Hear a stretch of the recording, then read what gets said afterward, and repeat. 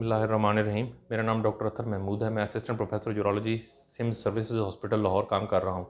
मेरी speciality urology गुर्दे मसाने की सर्जिकल बीमारियों से रिलेटेड है। आज हम जिस मौजू को डिस्कस करेंगे वो है कैंसर प्रोस्टेट। प्रोस्टेट ग्लैंड गुदूद है जो कि पेशाब की नाली के अंदर मसाने और पेशाब की नाली के मसाने के ख़त्म होने के बाद पेशाब की नाली के शुरू में अंदरूनी तौर पर मौजूद होता है, जो बाहर बज़ाहिर नज़र नहीं आता। ये पेशाब की नाली और पखाने की नाली के दरमियान वाली जगह पे अंदरूनी तौर पे मौजूद होता है। ये प्रोस्टेट ग्लैंड इसको कहते हैं और इसका काम प्रोस्टेटिक सिक्रीशंस पैदा करना है जो कि सीमन को अल्कलाइन करती हैं। इसका जो कैंसर है ये मर्दों के अंदर कैंसर की दूसरी कॉमन वजह है, जो कि कैंसर के पेशेंट्स अगर मर्दों में देखे जाएँ तो ये दूसरे नंबर पर प्रोस्टेट कैंसर आता है। प्रोस्टेट ग्लैंड के जो कैंसर के पेशेंट्स आते हैं उसके अंदर जो कॉमन रिस्क फैक्टर है जो कि कैंसर का बायस बनता है उसमें स्मोकिंग और पॉजिटिव फैमिली हिस्ट्री है। स्मोकिंग तो आप सबको पता है कि सिगरेट का बेजा इस्तेमाल और सिगरेट के साथ रिलेटेड जो चीज़ें हैं उनके इस्तेमाल से स्मोकिंग की एडिक्शन होती है, उसके अंदर कैंसर प्रोस्टेट हो सकता है। सेकेंडली जो फैमिली हिस्ट्री है, फैमिली हिस्ट्री में फर्स्ट डिग्री रिलेटिव जिसमें वालदैन आ जाते हैं। वालदैन के अंदर ये अगर डिज़ीज़ हो और बच्चों के अंदर इस तरह के सिम्टम्स के साथ आएँ ओल्ड एज में, अगर कोई 50 प्लस या 60 प्लस में कोई पेशेंट आए और वो कहे कि मेरे वालिद अगर उनको भी कैंसर प्रोस्टेट हो गया था, तो ये बड़ी एक इंपॉर्टेंट फैमिली हिस्ट्री है कि जिसके अंदर प्रोस्टेट कैंसर की कॉमन जो रिस्क है और इससे रिलेटेड होता है कि इस तरह के पेशेंट में जो प्रोस्टेट के सिम्टम्स के साथ आएँ तो उसमें कैंसर प्रोस्टेट हो सकता है। उसमें हम फिर मज़ीद वर्कअप कराते हैं जिसमें उसको तशख़ीस करने के लिए मज़ीद टेस्ट कराए जाते हैं। तो ये तो हो गया रिस्क फैक्टर्स रिलेटेड। अब जो पेशेंट प्रेजेंट करते हैं, कुछ तो अमूमी प्रोस्टेट की जो वजूहात की वजह से जो ऑब्स्ट्रक्शन पेशाब की होती है, जो पेशाब की नाली की रुकावट होती है, उसके साथ भी पेशेंट प्रेजेंट करते हैं कि पेशाब रुक रुक के आता है, ज़ोर लगाना पड़ता है, बार बार आता है, रात को ज़्यादा बार जाना पड़ता है। ये अलामात तो वैसे ही हैं जैसे कि खुदूद जो बिनाइन बीमारी के अंदर खुदूद होता है उसके अंदर पाई जाती हैं।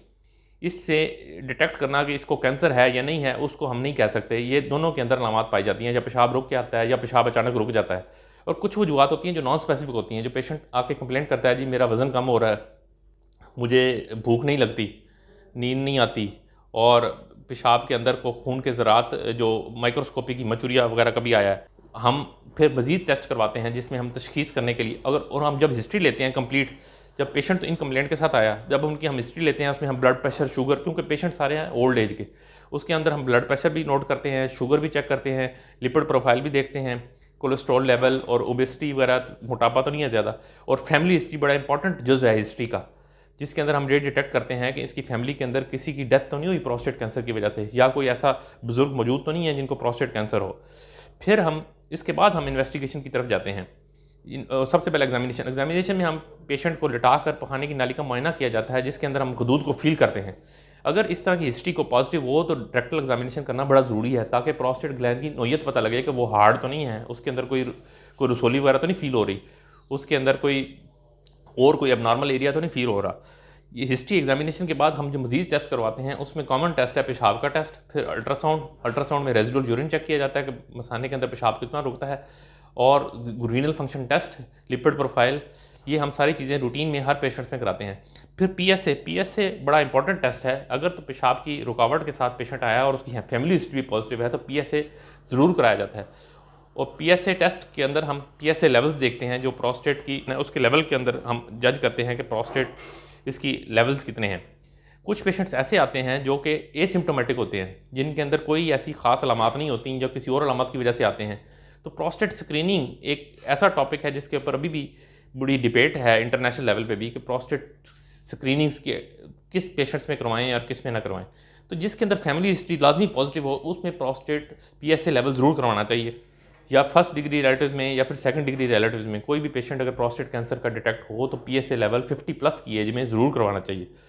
तो बाकी ये टेस्ट जो मैंने पहले बताए हैं उसकी रोशनी में हम किसी तशख़ीस तक पहुँचते हैं कि ये प्रोस्टेट कैंसर की तरफ जा रहा है कि नहीं जा रहा। तो अगर तो वो पेशाब की रुकावट है तो रुकावट को दूर करने के लिए जब हम गुदूद निकालते हैं ऑपरेट करके, उसकी बायोप्सी पे डिटेक्ट होता है कि प्रोस्टेट कैंसर है कि नहीं। अगर कोई ऐसी रुकावट नहीं है जो पेशेंट को मेडिकली तौर पर ट्रीट कर रहे हैं पेशाब की अलामात को, फिर अगर पीएसए ज़्यादा है और पीएसए एंटीबायोटिक इन्फेक्शन को ट्रीट करने के बाद भी ज़्यादा रह जाता है या पीएसए बढ़ना शुरू हो रहा है, तो फिर हम ट्रस्ट गाइडेड बायोप्सी वो ज़रूर करवाते हैं।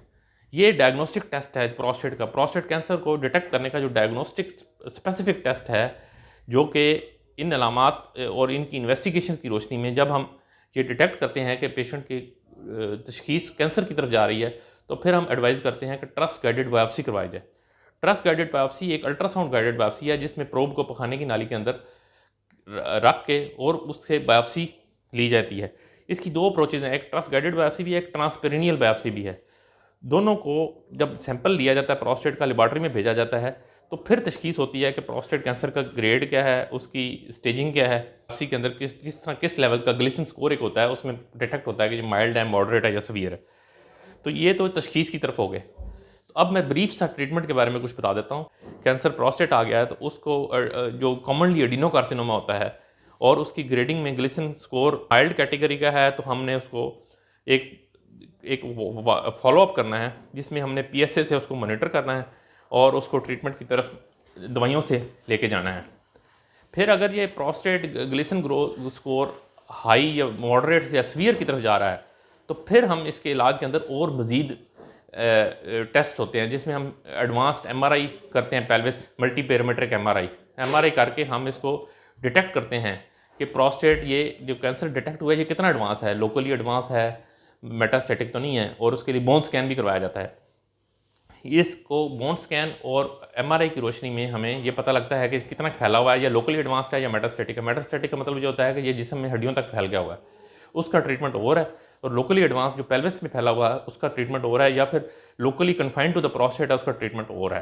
तो ये जो डिफरेंट मॉडलिटीज़ हैं, इसके बारे में डिस्कशन फिर हम किसी नेक्स्ट टॉपिक की बाद में करेंगे। तो उसके अंदर बड़ी डिटेल्स हैं कि लोकली एडवांस का क्या ट्रीटमेंट है, सिंपल जो माइल्ड डिग्री का है जिसको हम सिर्फ वॉचफुल वेटिंग से हम ट्रीट कर सकते हैं, और साथ सर्विलेंस जो होती है, जो उसको पीरियडिकली हम उसको फॉलो करते हैं, उसको कैसे हमने करना है, और एडवांस मेटास्टेटिक कैंसर उसके अंदर हमने कैसे उसको ट्रीट करना है। उसके अंदर डिफरेंट किस्म की मॉडलिटीज़ है, जिसमें कीमोथेरेपी भी आती है, हार्मोनल थेरेपी भी आती है, जो ये सारी चीज़ें हैं। तो ये ब्रीफ सा ये कैंसर प्रोस्टेट के ऊपर मेरी ये डिस्कशन है, इससे उम्मीद है आप सबको ज़रूर फ़ायदा होगा। Thank you.